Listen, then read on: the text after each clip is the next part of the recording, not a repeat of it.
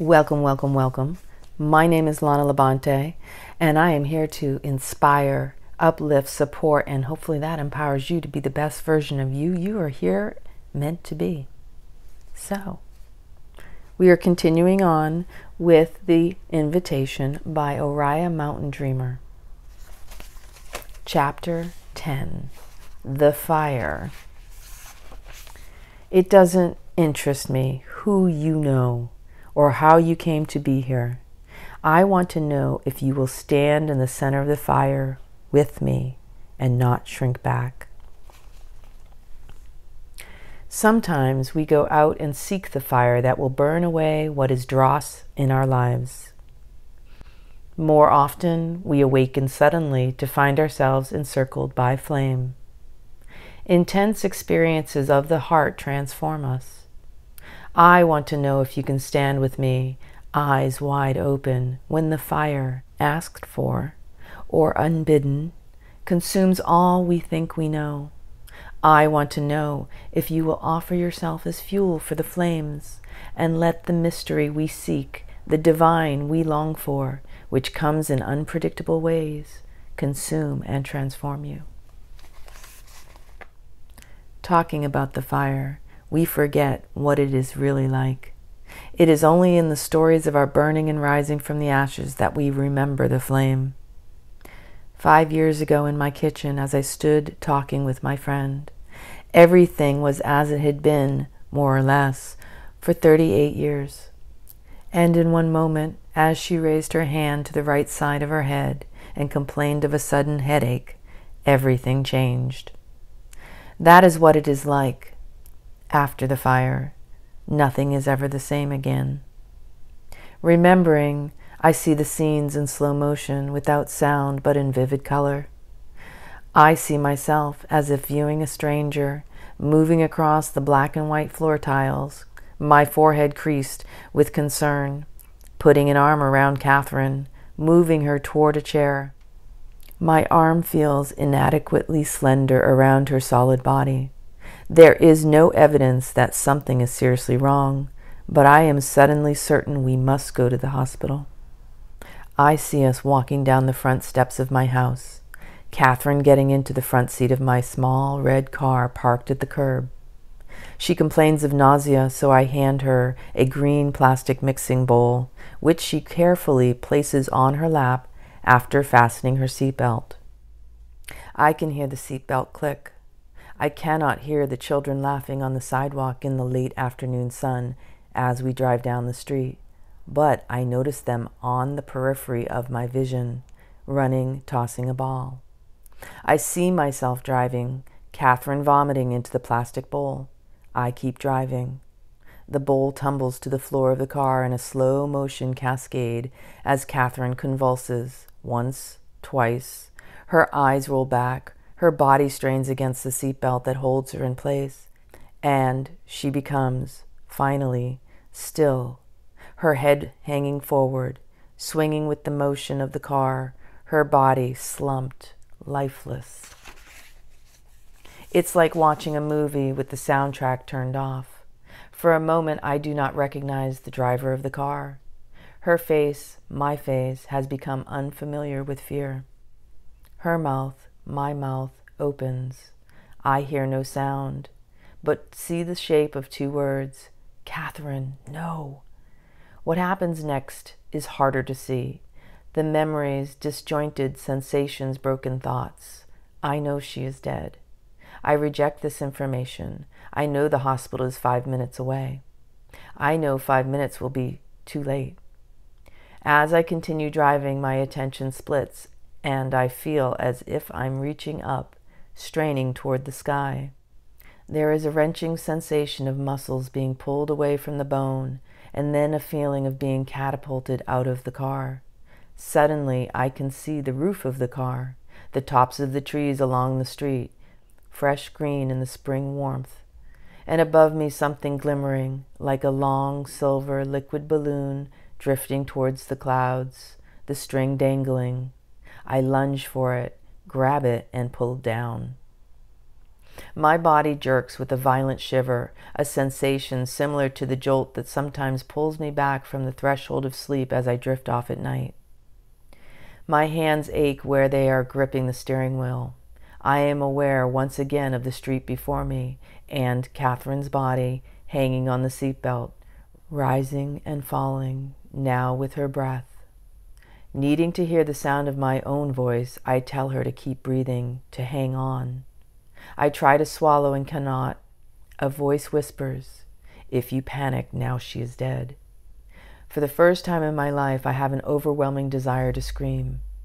As I drive, I keep holding on, wrapping myself around the shining filament I have pulled down from the sky and anchoring it there in the soft, round body beside me. I will not let go. My own breath is ragged. My arms quiver slightly with fatigue. A silent prayer comes without thought. Help me. I'll never get her to the hospital like this. Please help me. We are approaching the end of the block. It has been no more than 2 minutes since we walked to the car. As we near the intersection, I hear a voice, quiet and calm.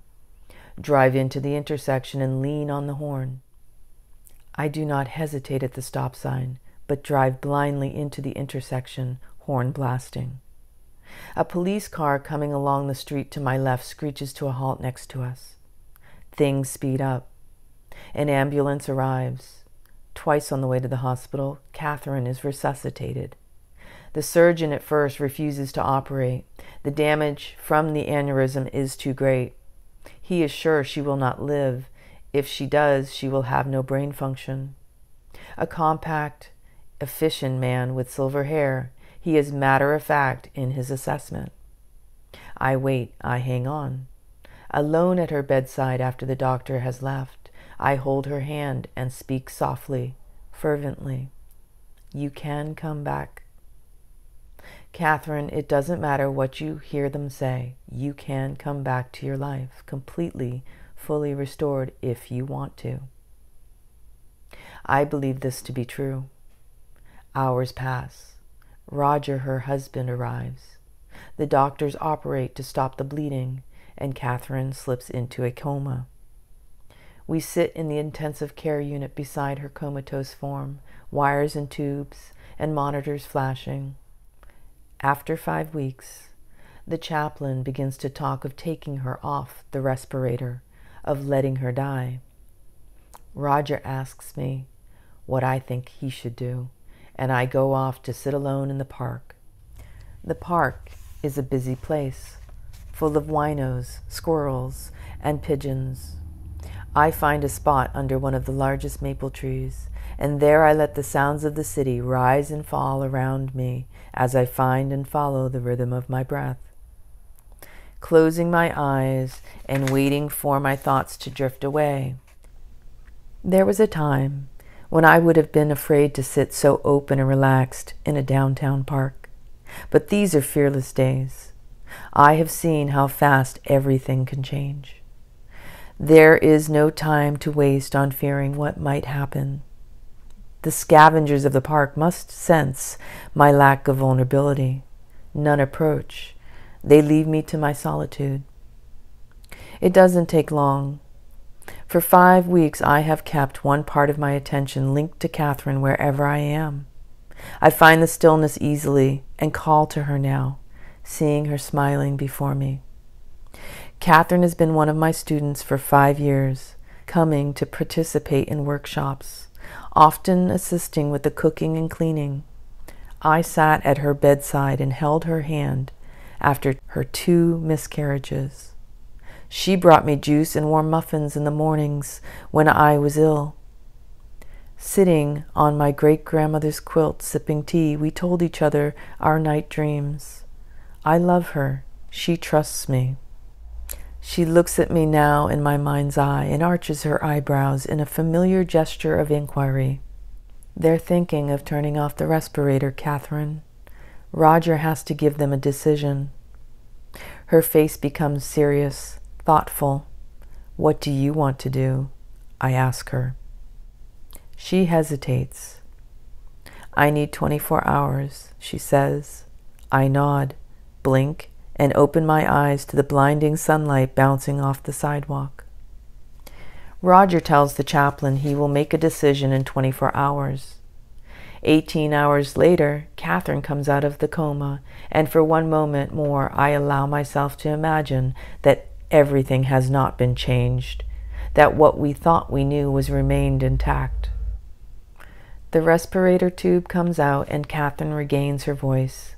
She recognizes me and her mother, but asks me to identify the man in the picture beside her bed. It is her husband, Roger. While she remembers all of the prayers and songs we have learned together, she does not know how to use a toothbrush or a spoon. She seems strangely detached from what has happened to her. Her emotional effect is flat. Over time, bits and pieces are found and woven back into the fabric of memory and daily functioning, but it remains a patchwork quilt with some squares missing, and others reappearing unpredictably only to vanish again. Today, 5 years after the surgery, she remains physically and mentally handicapped. She needs care 24 hours a day. She is changed forever, and so am I. When Catherine's brain aneurysm burst, all I had learned, all I had worked for, was on the line, and it wasn't enough. I wanted to save her, to restore her to what she was. What incredible arrogance. What amazing innocence. A hero's skills and courage could not do what was needed. I was confronted with the illusion of my belief that I could make things right when it really mattered. If I simply tried hard enough. I couldn't. And if all of my work could not ensure some basic immunity from tragedy for those I loved, then what was the point of what I was learning and teaching? Why was I working so hard? To continue, I had to live differently. I had to find the ability to live with the vastness of what I do not know and what I cannot control. I don't know whether I did the right thing reaching for Catherine and pulling her back. I don't know if in fact that is what I did, although Catherine's account of what happened coincides with my experience of doing just that. I doubt that I would do it differently if I could do it all again, even though I have often thought it would have been easier for Catherine and those who love her, and easier for me if she had died. I do not know why she chose to come back. I don't know if she really had a choice, although she feels she did. Standing in the center of the fire with Catherine changed me. I developed a level of ruthless honesty and an almost physical aversion to the small daily lies we sometimes tell ourselves. If life is precious and fragile, I do not want to waste one more moment on polite half-truths. So, when a student I care about, weeping and broken, tells me that she cannot imagine how her husband of 18 years could have lied to her so consistently during their marriage that it is not in her to understand this kind of subterfuge, I tell her as gently as I can. Of course you can, because you also lied for 18 years to yourself. You abandoned yourself and pretended not to see the truth. That's the hard part. I could not save Catherine. All I could do was refuse to close my eyes and my heart as the fire surrounded us both, refuse to soften the edges with comforting explanations, whether of God's plan or karmic lessons. I could not know to be true. Sometimes this is the only choice we have, to refuse or agree to stay awake as we are torn open by what is beyond our control. And I found that I can do it if I choose to. I can stay awake and let the sorrows of the world tear me apart, and then allow the joys to put me back together, different from before, but whole once again. Tell me about the fires of transformation that have swept through your life. Were you alone, or did you have a friend, someone who you loved, there by your side, with her eyes wide open, gripping your hand in hers. Catherine's refusal to let go of my hand when the fire surrounded us sustained me and challenged all I thought I knew. A year after coming out of the coma, Catherine attends a women's retreat I am leading at a wilderness campsite. Sitting, propped up on an inflated mattress set on the ground, listing a little to the side that is partially paralyzed, Catherine is surrounded by cedars and hemlocks, and the sounds of a dozen women talking and laughing as they gather and cut firewood. Her close-fitting cap, the kind with the ear flaps, sits slightly askew, exposing the place on her forehead where the bone is sunken, a round indentation about the size of a dollar coin. Everything she does takes great concentration. Periodically, one of the women carrying wood hands her a small branch. Slowly, laboriously, she breaks off twigs and stacks them on the ground beside her legs. She's been doing this for over an hour. The pile of the broken sticks is about 3 inches high. She wants to help, to participate in the wood gathering. I stop for a moment to watch her. She looks up and smiles at me. I try to smile back, to breathe past the ache in my chest that comes whenever I watch her. I go over to sit on the ground beside her. There is a politeness, a formality in Catherine's speech that was not there before. It creates a strange distance between us. Since she came out of the coma, her tone has been consistently without emotion. I have not seen her cry. Suddenly, she reaches for my hand with her own and leans toward me. I want to thank you for making it possible for me to be here. I try to smile, my throat closing. I want you to know I wouldn't be here at all, alive, if it wasn't for you. I try to rub the ache in my chest away with the heel of my hand, shrugging with a feigned casualness and forcing my voice to sound matter-of-fact. You chose to live, Catherine. Yes, her voice is very soft, as if she's trying not to startle me. I did, but you gave me that choice. I was so scared, so confused, and you reached out and grabbed me and held me. You stayed right there with me through all those days and nights. The forbidden words come out in a rush. I sometimes wonder if I did you any favor. She squeezes my hand. I know it must be hard for you to watch your friend, but no matter how hard it seems or how much she struggles, she never regretted coming back. She is glad to be alive and wants you to know this. Her reference to herself in the third person is disorienting. She often mixes her pronouns, but this is different. It is as if she is speaking to me of the Catherine I knew before, as if the woman she was is still there, silent, unseen. I want to talk to that woman, to the Catherine I knew, for just 1 minute, to tell her how much I love her. I just want 1 minute with her, to say goodbye. She watches me closely. Life is still good. I want to believe her, but how is it still good, this life she has? I've learned a lot.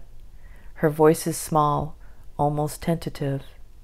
Really? I ask, a sucker for learning. I reach for something that would make it all worthwhile. What? Well, she mulls, I've learned to live fully in the present. She lets out a short laugh. It's all I've got. I can't remember what just happened or what's planned next. She pauses and looks out over the lake, her own eyes for the first time full of tears. Her voice is hoarse.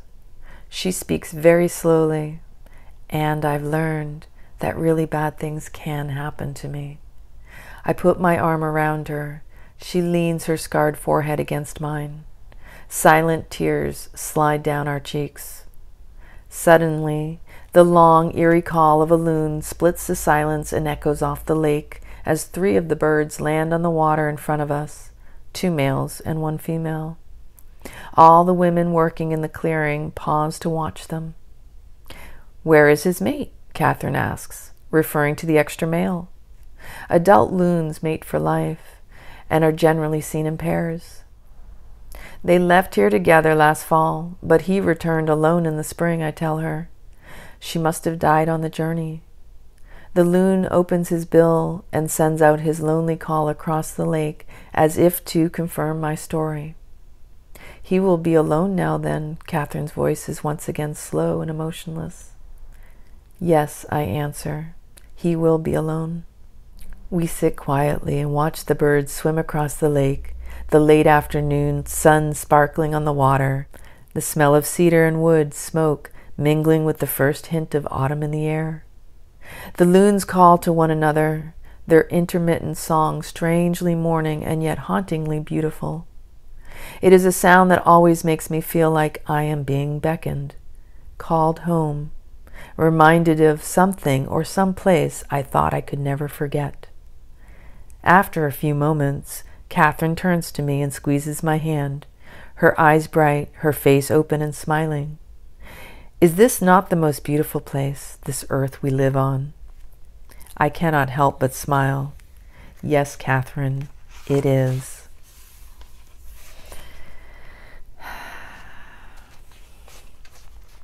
Meditation for opening the heart. When the chaos of fire surrounds and consumes us, it is difficult to keep our hearts open, to feel the fear and pain. This adaptation of a Sufi meditation helps us to find the stillness in the midst of chaos, gives us a way to find and open our hearts. It is there, in the strong, soft center of the heart, that we find the courage and the willingness to stand in the center of the fire. When we are connected to our hearts, we can hear the small voice that says with quiet confidence, "Breathe, you can do this." Sit or lie down in a comfortable position. Bring your attention to your breath. Take 3 large breaths in through your nose and exhale out your mouth.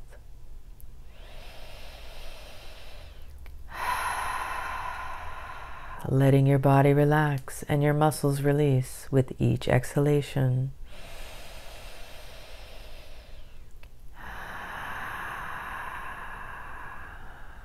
Breathe into your heart and let the muscles around your heart release.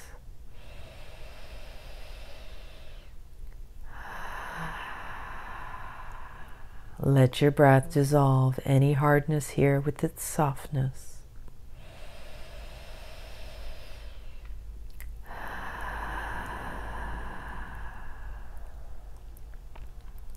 Now, on each exhalation with your mouth closed, make the sound Hmmm 3 times.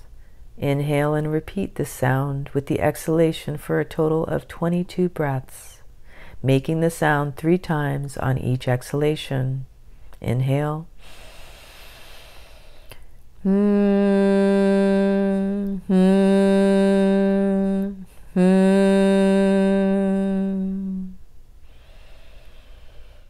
The sound is more an inward than an outgoing sound. Hmm, hmm, hmm. You should be able to feel it vibrating in your jaw and deep within your chest. Hmm, hmm, hmm. Imagine your heart relaxing and opening a little more with each breath. Hmm, hmm, hmm. Hmm, hmm, hmm. Hmm, hmm, hmm. Hmm, hmm, hmm. Hmm, hmm,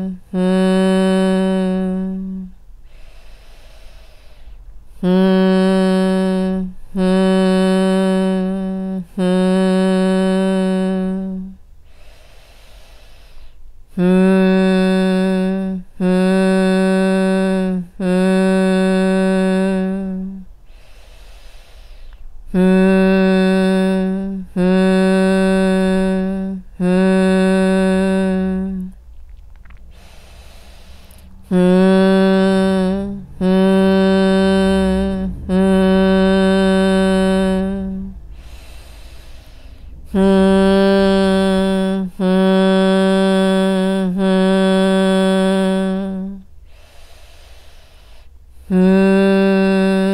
hmmm, hmmm. Hmmm, hmmm, hmmm. Hmmm, hmmm, hmmm.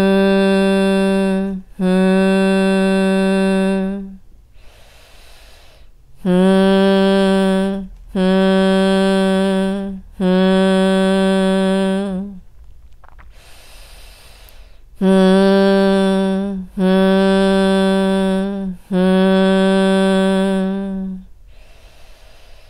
Hmmm, hmmm, hmmm. Hmmm, hmmm, hmmm. Hmmm, hmmm, hmmm. Hmmm, hmmm, hmmm. Hmmm, hmmm, hmmm. Hmmm, hmmm, hmmm. Hmmm, hmmm, hmmm.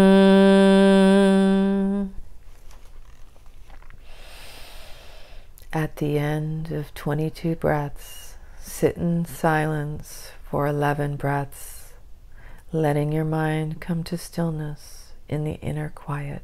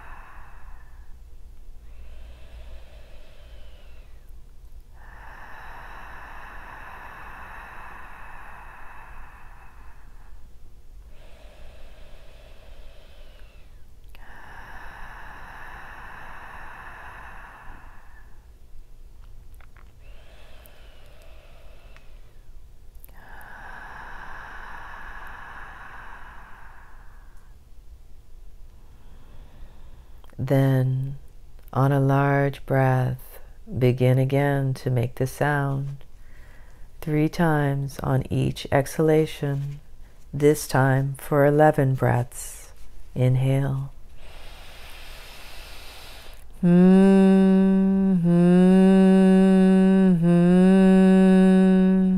Again, feel the vibration of the sound in the center of your body and imagine your heart relaxing and opening.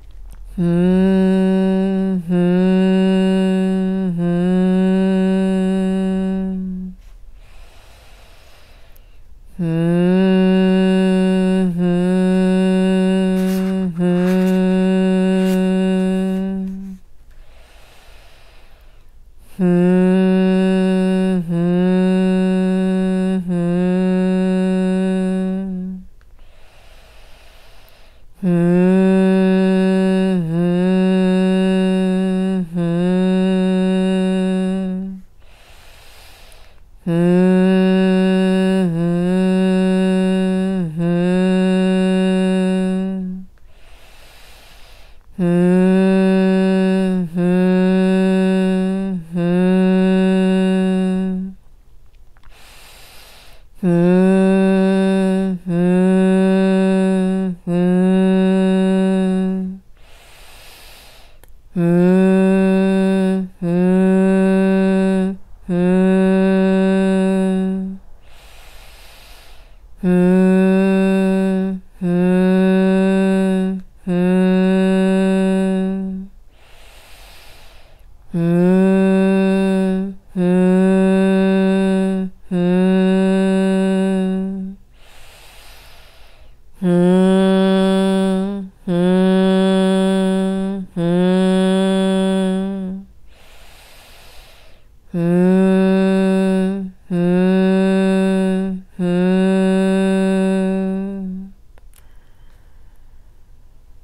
At the end of 11 breaths, sit in the silence and breathe in and out of your heart. Feel in your heart the courage, the willingness to stand in the center of the fire without shrinking back.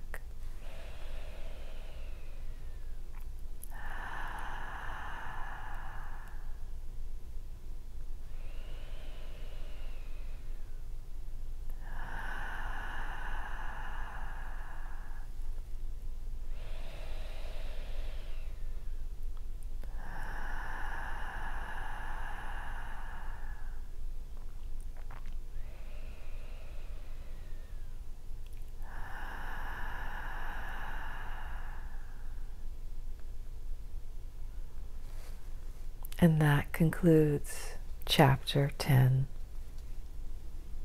Join me in the next chapter.